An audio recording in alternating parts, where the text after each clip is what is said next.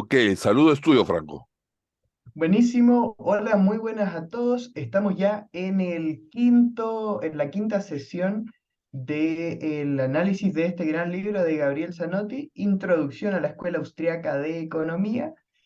Si lo están viendo por YouTube, naturalmente pueden encontrar las otras sesiones también en nuestro canal, Centro de Estudios Libertarios, a la par que pueden encontrar el audiolibro de todos los capítulos mediante los vayamos publicando y las clases que son como resúmenes de los puntos y epígrafes del libro también. Así que nada, ahora vamos a dejarlos con el profe Kurt Noeding, que pues nos va a seguir comentando sobre este libro, así que adelante, Kurt. Muchas gracias, Franco. Los saludo a todos amablemente. Desde Lima, Perú, acá son las 8:12 de la noche de hoy día, martes 15 de agosto. En Guatemala son las 7:12. Así que empezamos de inmediato con el libro de Gabriel Zanotti, Introducción a la Escuela Austriaca de Economía, en el primer capítulo, punto 4, las construcciones imaginarias. Invito a mi querida Evelyn para que lea. Claro que sí. En efecto, el análisis praxeológico se completa con una serie de estudios sobre situaciones que son pura construcción mental, sin existencia concreta, pero que, como veremos, sirven para darnos una idea más acabada de los procesos económicos. Por otra parte, por medio de ellas, perfeccionamos el lenguaje científico, cosa necesaria para la claridad expositiva. Veamos, habíamos visto que el análisis praxeológico, praxeología, era el estudio, logos, de la praxeo, de la práctica, de la acción humana. La praxeo es la acción, la praxeología es el estudio de la acción, el estudio de la acción humana, y más específicamente la praxeología es el estudio de las consecuencias o deducciones teóricas formales del axioma de la acción humana. O sea, tomamos el axioma, el hombre actúa, y deducimos formalmente, sin contenido práctico, o sea, solo de manera abstracta, qué consecuencias tiene esto. Y esas deducciones se basan en construcciones mentales, es decir, lo que los neoclásicos llaman modelos, un modelo con connotación de un lenguaje matemático. Los austriacos lo llamamos construcción mental. Por ejemplo, la construcción mental de una economía pura de mercado, o la construcción mental de una economía centralmente planificada pura. Son construcciones mentales, extremos de la realidad, que no existen más que la imaginación, más que la mente, pero que nos sirven para deducir y para hablar claramente eh, sobre teoremas científicos. Y con esas construcciones imaginarias nos ayudamos para deducir un lenguaje común en la ciencia económica que es aplicable a todos los casos, al caso de la economía de mercado, al caso del extremo opuesto de la economía centralmente modificada y al caso intermedio, al caso de la economía intervenida. Seguimos, por favor. Las construcciones imaginarias son tres: el estado final de reposo, la economía de uniforme giro y la economía autística. Acá tenemos tres construcciones imaginarias, aparte de la de economía pura de mercado y economía centralmente modificada. Estas tres construcciones imaginarias son tres extremos de la economía pura de mercado. El estado final de reposo vendría a ser algo así como el estado de equilibrio general barresiano. La economía de giro uniforme vendría a algo así como un análisis eh, de equilibrio parcial al estilo de Marshall. Y la economía autística vendría a ser el supuesto de un hombre solo en la isla, el famoso hombre Robinson Crusoe en la isla, para deducir ciertas ideas básicas de la producción, del ahorro y la inversión.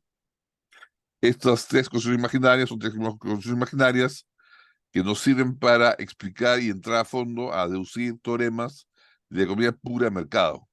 A partir de construir los teoremas que rigen sobre la teoría pura de mercado, podemos pasar a deducir las condiciones teóricas, económicas del extremo opuesto que la economía centralmente modificada, y luego aterrizar en el punto intermedio, en la economía mixta, en la economía intranía.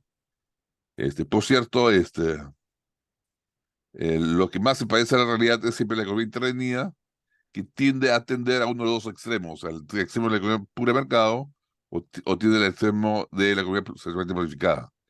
En la medida que la economía tiende al extremo de la economía pura de mercado, la coordinación de la oferta y demanda es mejor y es más eficiente, y en medida que la economía, las instituciones tienden a dirigirse hacia la economía centralmente planificada, la coordinación es más caótica y la economía más ineficiente. Esos son los patrones generales de predicción que hace el modelo austriaco y que hasta ahora no han sido contradichos. ¿Alguna pregunta? Voy a ver el chat.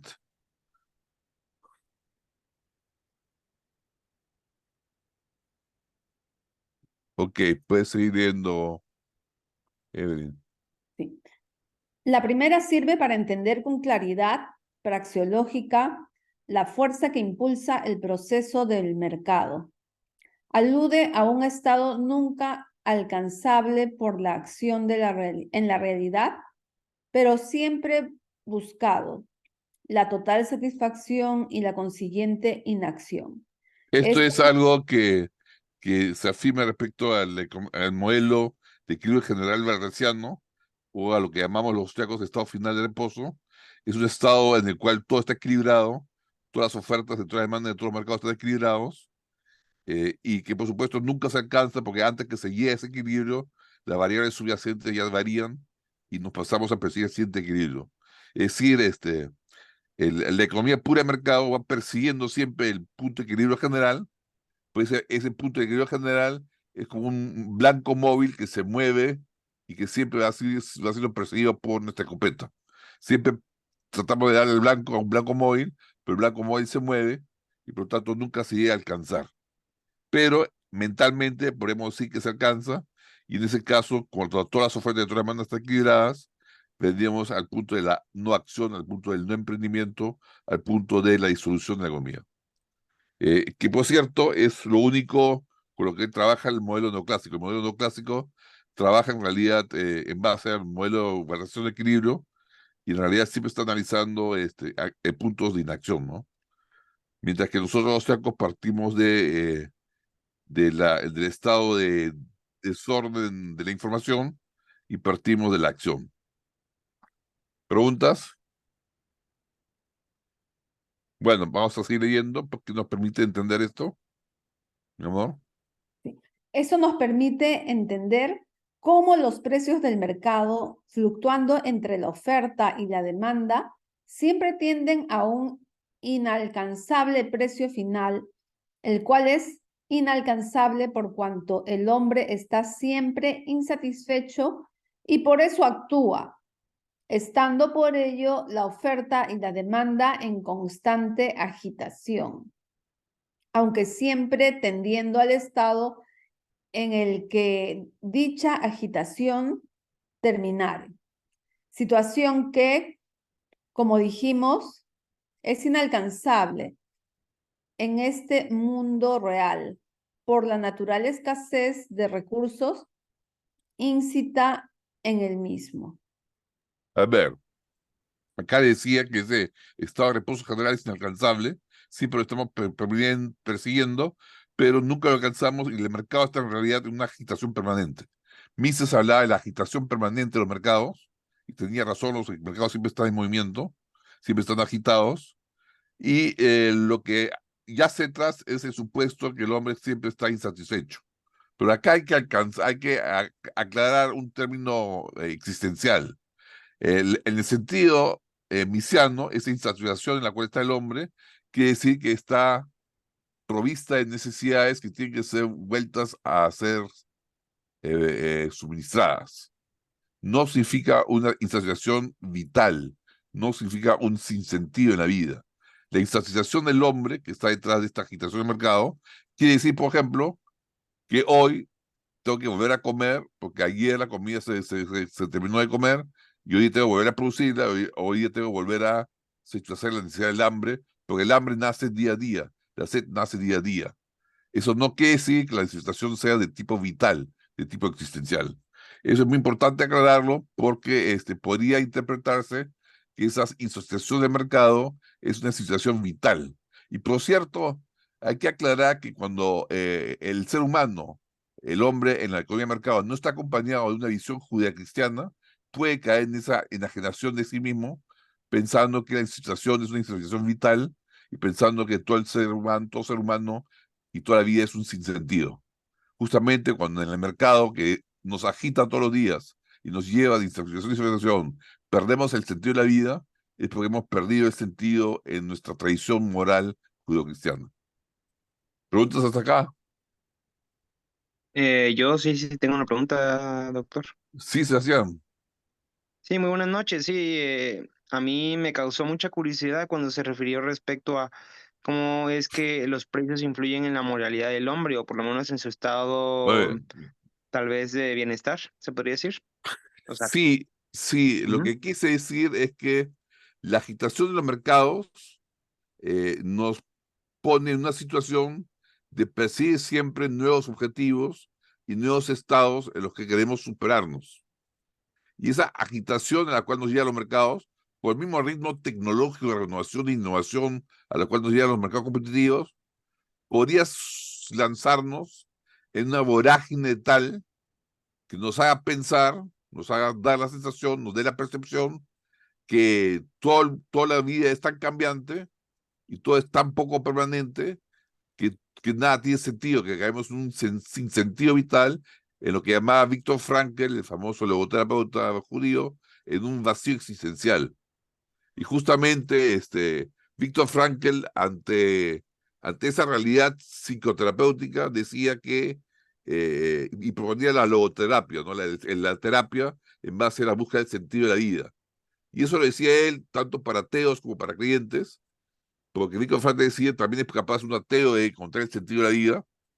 Y en realidad, si uno ve la tradición judío-cristiana, uno se da cuenta que la forma de superar esta enajenación a la cual nos lleva la agitación del mercado es justamente descubrir que la vida tiene un sentido más trascendental, ¿no?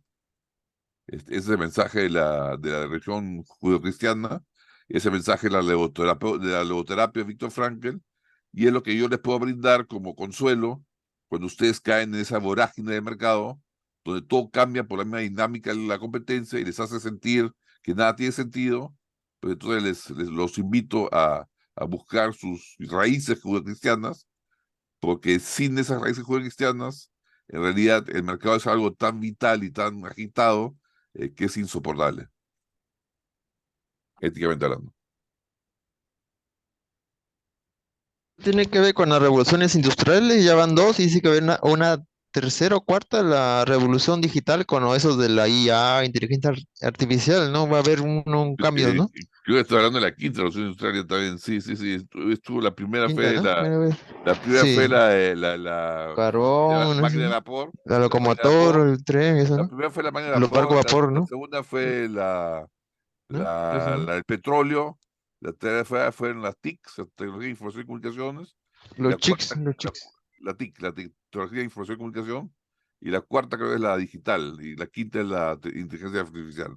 Pero estamos de revolución industrial en revolución industrial, y en realidad cada vez más acelerada, si se dan cuenta la onda de contratief que se origina en la ola de auge y de recesión que se origina con la revolución tecnológica, antes era muy larga, duraba 80, 90 años, y ahora es cada vez más corta, cada vez que hay una revolución tecnológica, la onda expansiva sobre la economía es más corta y más rápidamente se agota, ¿no? Entonces, se ha agitado la vida en la medida que la tecnología se renueva más rápido. Y muchos se preguntan si esa velocidad de revolución tecnológica es psicológicamente soportable para el ser humano.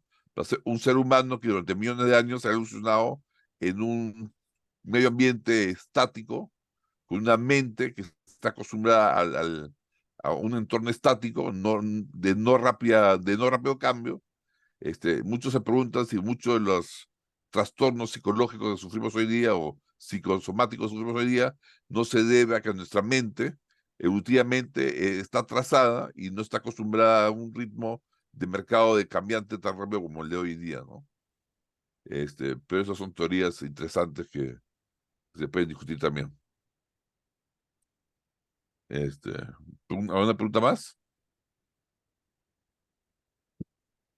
Bueno, seguimos leyendo. La Evelyn. segunda nos permite analizar con más precisión lógica los cambios que la acción suscita, partiendo de una imaginaria situación en la que no hay cambio en la acción.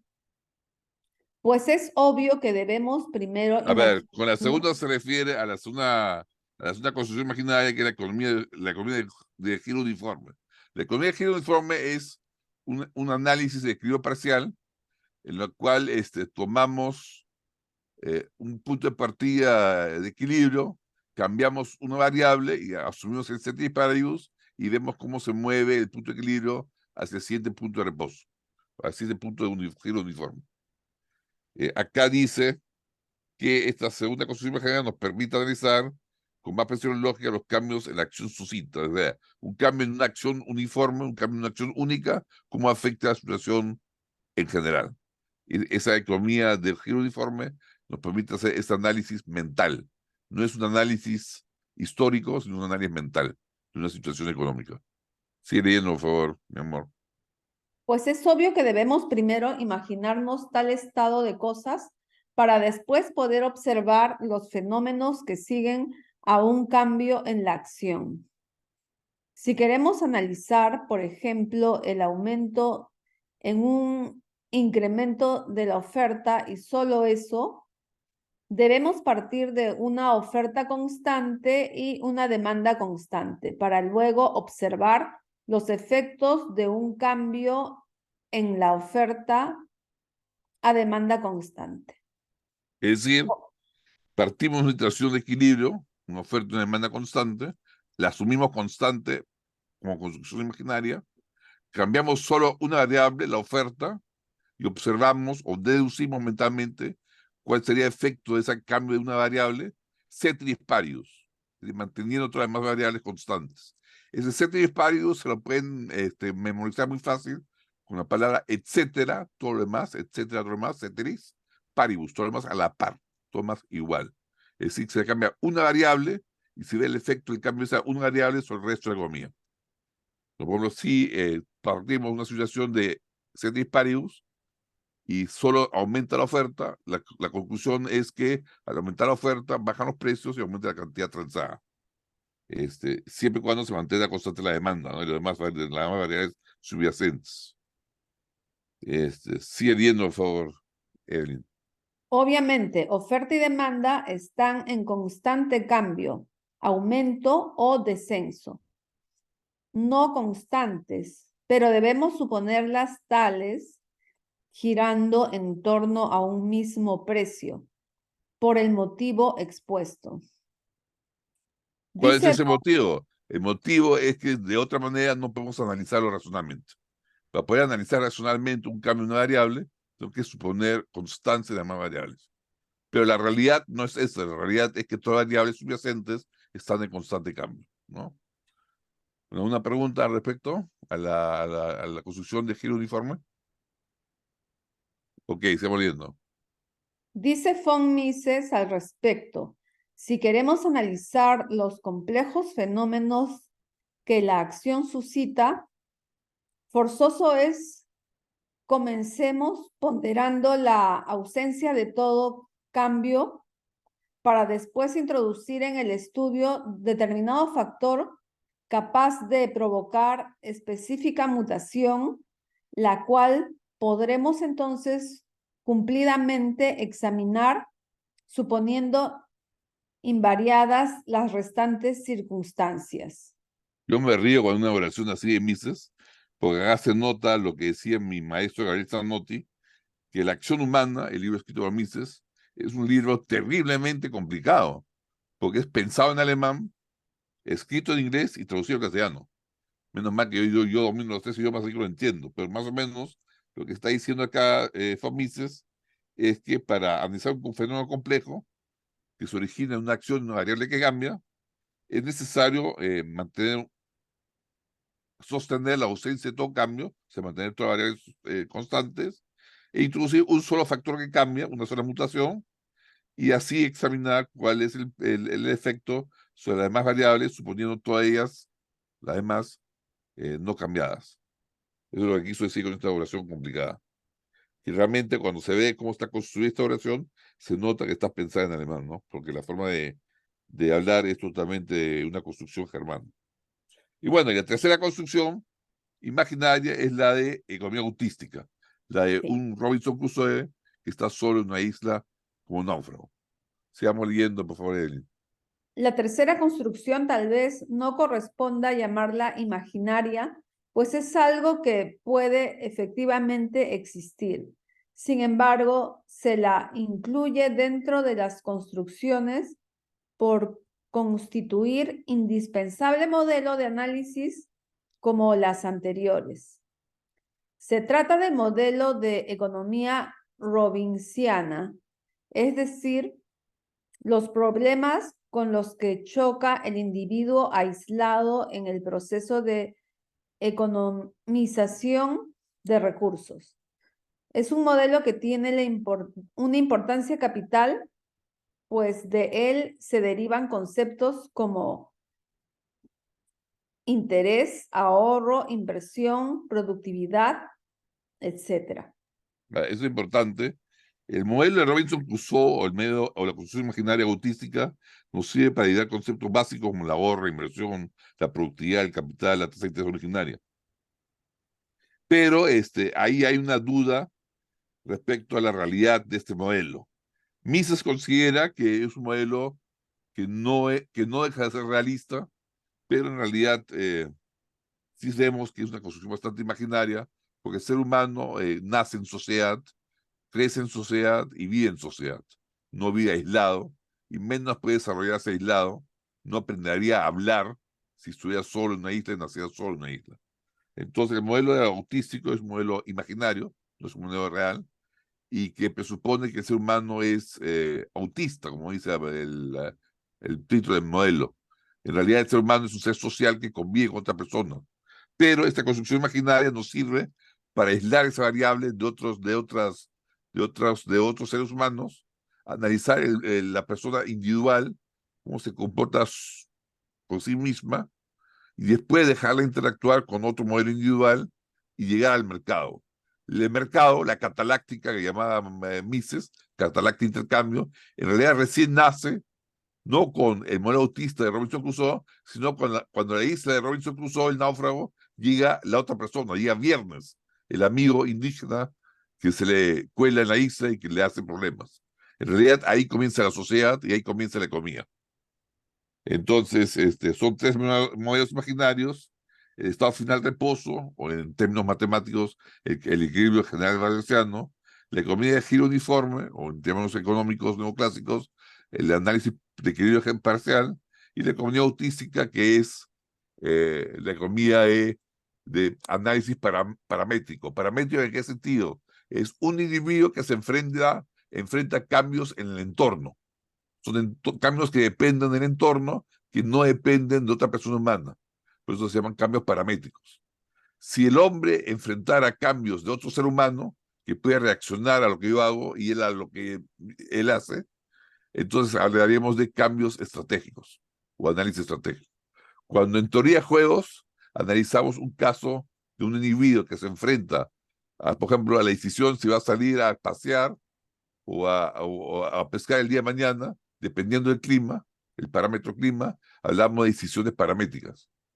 En cambio, si hablamos de decisiones que dependen del otro, o sea, lo que haga Robinson Crusoe depende de cómo se comporte Viernes, y lo que haga Viernes depende de cómo se comporte Robinson Crusoe, es decir, que hay interacción, interdependencia entre una acción de uno y otro. Ahí se habla de decisiones estratégicas. Bueno, eso pasa el lazo a la teoría de juegos. La última frase, ¿puedes leerla, Evin? En definitiva, las construcciones imaginarias completan el inexorable e indispensable modelo de análisis científico que caracteriza a la escuela austriaca el análisis de la acción humana. Y con eso habíamos terminado el instrumental básico de análisis de la acción humana. Pasamos a las aclaraciones finales de este capítulo. Lee, por favor. El autor reconoce que el método de la escuela austriaca extraña muchas veces al lector que se enfrenta con él por primera vez. Habrán surgido seguramente algunas dudas y problemas que intentaremos aclarar. Es importante porque el método hipotético y el método genético deductivo, es decir, el método que no parte de lo empírico, sino que parte de una axioma central y deduce teoremas económicos, puede parecer a primera vista extraño al ambiente de cientificidad exagerada que existe hoy en día, al ambiente neopositivista que existe hoy en día, que ensalza lo empírico. Pero es un método muy fructífero. Pero aclaremos algunos puntos. A ver, lee, mi amor. En primer lugar, me interesa dejar bien aclarado el axioma praxeológico básico, pues es esencial en el método de los austriacos. Toda vez que el hombre actúa, lo hace porque hay alguna situación que le insatisface y busca reemplazarla por otra que le satisfaga más. En este momento estoy escribiendo porque escribir me satisface más que no escribir. O sea, toda acción humana busca inexorablemente lo que podríamos denominar felicidad en sentido formal, es decir, definida simplemente como el fin de toda acción humana. A ver, la felicidad definida en sentido formal es el alcance de tu fin. Cuando tú, con tus medios, alcanzas tu fin, eres feliz. Eso formalmente hablando, sin contenido práctico de la felicidad. La felicidad es un concepto praxeológico vacío de contenido práctico, de contenido empírico. Es simplemente el hallarse en plena satisfacción del fin. Y bueno, lo que dice acá es que el axioma central es que el hombre actúa, y que el hombre actúa porque quiere pasar una situación menos satisfactoria a una más satisfactoria. Y lo interesante es que todo intento de contradecir este axioma central, este axioma básico, cae en un actuar humano. Es decir, si alguien de ustedes quisiera demostrarme a mí que el hombre no actúa, ¿qué tendría que hacer?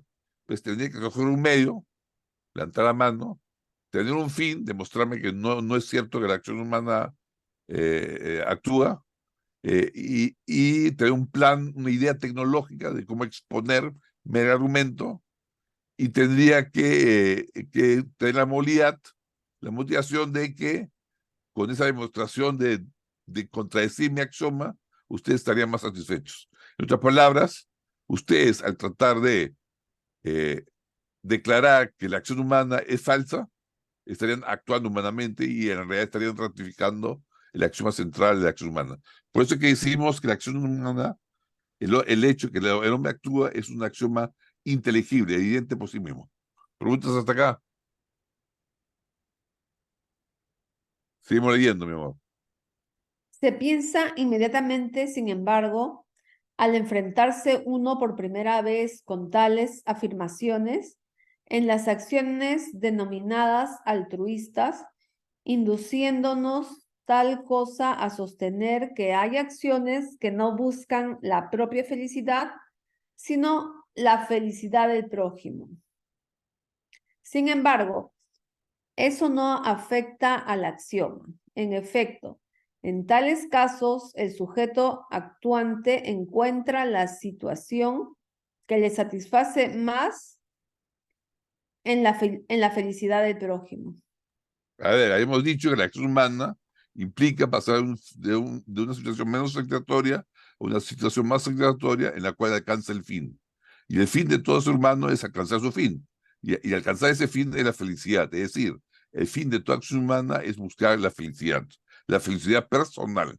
Ahora, ante la crítica de eso excluye el altruismo, simplemente incluimos en el interés personal el sentido de Adam Smith, de Ferguson y de Hume, la búsqueda de interés personal, la búsqueda de la felicidad.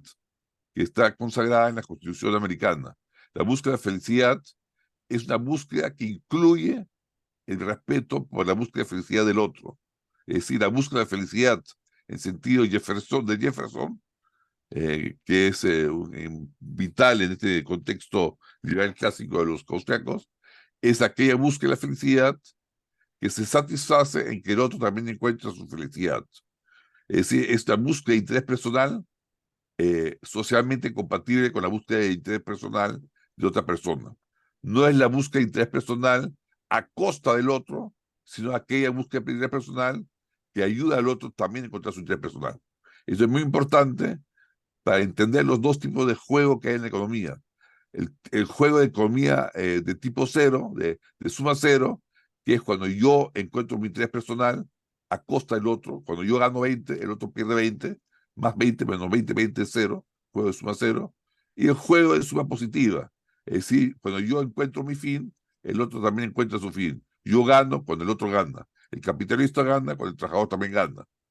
Lo contrario sería que el capitalista gana cuando el trabajador pierde.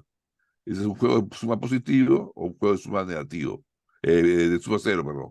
Entonces, la definición de el hombre actúa en pos de su felicidad personal está situada en un contexto de suma positiva. Eso es muy importante, pero depende del marco jurídico, del marco institucional en la cual se sitúa la acción humana. Es decir, hay que reconocer a la crítica que en dado cierto marco socialista o mercantilista, la búsqueda de felicidad propia se hace a costa de lo demás. Pero dado un marco jurídico, un marco institucional de Estado de Derecho liberal, entonces ahí sí, la búsqueda de felicidad es compatible con la felicidad de demás. ¿Preguntas al respecto?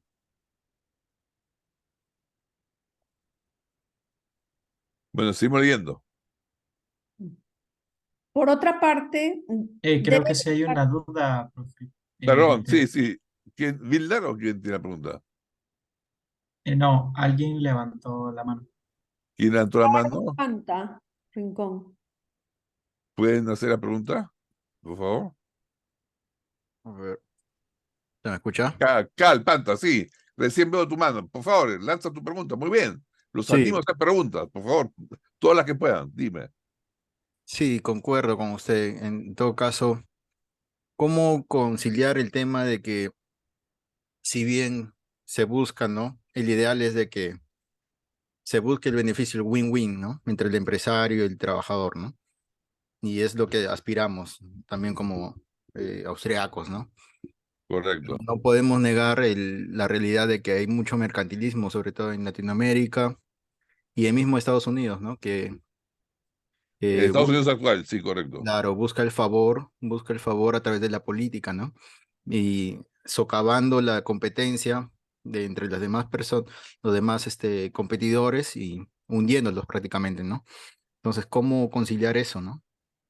Justamente, Franco, eh, tú tienes una revista, creo, en la cual publiqué yo un pequeño artículo.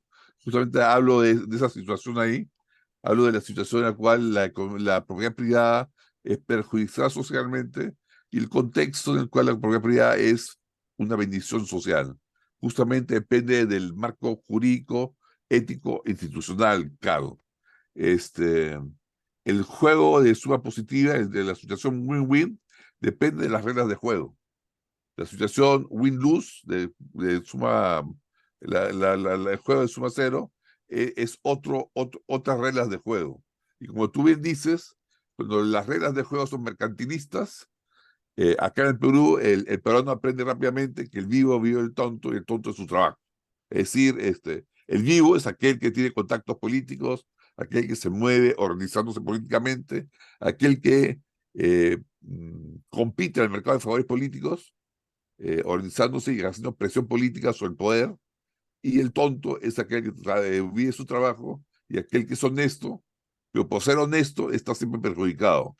Hay una situación en Latinoamérica en la cual los honestos son los que llevan el palito corto, son los que siempre pierden, y los, por la palabra, pendencieros, son los que siempre están ganando los contratos jugosos. Y justamente eso tiene que ver mucho con el marco ético jurídico y con la falta de una revolución ética. Y una revolución ética y una revolución institucional. Justamente lo que nos enseña la teoría de juegos es que el hecho de que hay una situación win-win no depende de lo bueno o malo que sea persona, sino depende del marco institucional. Es decir, una misma persona, ni santa ni pecadora, un poquito ángel, un poquito demonio, puesta en un marco teórico liberal, va a llevar a la sociedad a una situación win-win. Pues esa misma persona, con esa misma motivación egoísta, que en una situación de marco liberal y en una situación win-win, puesta en un marco jurídico, un marco institucional, un marco ético, mercantilista o peor aún, un socialista, llega a la sociedad, una trampa social, a la perdición social. Entonces, lo interesante de los tres juegos es mostrarnos que el desarrollo de una sociedad no depende tanto de la bondad o maldad del ser humano, pues el hombre es igual de malo o igual de bueno en diferentes sociedades, sino depende mucho de su marco institucional, marco jurídico, marco ético. Y es ahí donde nos proponen los austriacos y también la economía no institucional de Douglas North y de gente como Ronald Coase y de Buchanan y de Gordon Tullock, el mejorar, el revolucionar nuestras instituciones sociales. ¿Te di una luz, Carl, a tu pregunta? Sí, gracias. En todo caso, tomo como resumen que habría que modificar las leyes, ¿no? Y Exacto. también hacer un tema cultural bien fuerte sobre la sociedad, ¿no? Sí, y ahí el consejo que les puedo dar es que yo he llegado a la conclusión que la academia, o sea, el hecho de desarrollar think tanks liberales que influyen en la academia no es suficiente. Es decir, si los liberales nos vamos a encerrar en nuestra torre marfil de cócteles académicos, donde damos conferencias académicas y nos regocijamos y nos encerramos entre nosotros de cóctel en cóctel, nunca vamos a influir a la sociedad. La forma de influir a la sociedad y de acompañarla culturalmente, que es lo que faltó en Chile, acompañar culturalmente a las instituciones liberales económicas, nunca fueron acompañadas culturalmente, es justamente a través de un trabajo partidario, un trabajo de docencia política que solo están llamados a hacerlos en la sociedad moderna los partidos. Los partidos están llamados ideológicamente a hacer docencia política ideológica. Si los partidos fallan, como están fallando en Latinoamérica, falla el acompañamiento cultural de la economía de mercado y a la larga va a haber una revolución socialista porque se siente que no tiene apoyo cultural la economía de mercado. Justamente por eso yo estoy entrando a esa batalla cultural que es una batalla política. Y no me refiero a la batalla cultural de la lucha de género o el feminismo, sino me refiero a la batalla cultural básica, que es la que se opone al socialismo y la que promueve las ideas básicas de un orden espontáneo liberal, como lo que estoy enseñando acá. Por eso los invito a la acción política partidaria. Arriésguense. Acá dice Tommy Rojas, más se refiere a la nueva constitución donde propone que exige el 50%. A ver, no veo el audio, no se escucha, dice Tommy. No, a ver. Ahí Tommy, más se refiere a la nueva constitución donde Sí se propone. escucha, profe, sí se escucha. Ya, Tommy Rojas dice, más se refiere a la nueva constitución donde propone que exige el 50% de las acciones, títulos de la bodega, menús, restaurantes, hasta de tu casa. Eso sea al turismo de ser. Son ellos al parecer que eso es lo que pretende la nueva constitución al parecer. Bueno, miren, postular una nueva constitución siempre es un riesgo, ¿no? Porque a veces las masas, llevadas por malos líderes, llevan a cambiar aquella parte de la constitución que está bien y la parte que está mal no la cambian. Acá en el Perú, por ejemplo, tenemos una parte que está muy bien desarrollada, que casi está bien desarrollada, podemos decir, que es la parte de los títulos constitucionales económicos. Y la parte que está mal desarrollada en nuestra constitución es la parte que organiza el Estado, que debe ser reformado. Pero justamente los que propagan y exigen una asamblea constituyente, quieren cambiar la constitución al revés. Quieren destruir lo poco bueno que hay en esta constitución, que son los títulos económicos que promueven la economía de mercado, y quieren dejar seguir funcionando lo que no funciona en nuestra economía, que era parte de la organización del Estado. Entonces, hay que tener mucho cuidado con esas voces de cambio de constitución, pues normalmente tienen razón en que se requiere un cambio constitucional, pero yerran en el contenido de ese cambio constitucional. Quieren cambiar lo que no se debe cambiar y quieren dejar que siga funcionando lo que deberíamos cambiar. Entonces, yo en principio no me opongo a un cambio constitucional, pero lucharía porque se cambie la parte económica a favor de una economía de mercado y se cambie la parte del Estado a favor de un gobierno limitado. Buenísimo, Kurt. ¿Qué le parece si ya lo dejamos por ahí el día de Sí, hoy? le llamamos acá. Son las 8:52 en Perú, 7:52 en Guatemala. Me despido cariñosamente, los saludo y le dejo a Franco las palabras finales. Sí, no, nada que decir en particular, solo que gracias a todos por estar ahí presentes en el curso. Nos vemos la próxima semana. Recuerden que siempre se sube todo esto a YouTube, así que si alguien no estuvo o se le cayó en algún momento la conexión, lo puede volver a mirar. Y así, ya próximamente la idea es que vayamos subiendo también el capítulo 2 en audiolibro. Ahí tengo entendido que un amigo ahí del movimiento libertario nos va a ayudar con la transcripción de texto a voz. Así que eso, muchísimas gracias a todos por participar y nos vemos el otro martes. Un abrazo, buenas noches. Gracias, feliz semana. Muy feliz noche. Bendiciones a todos.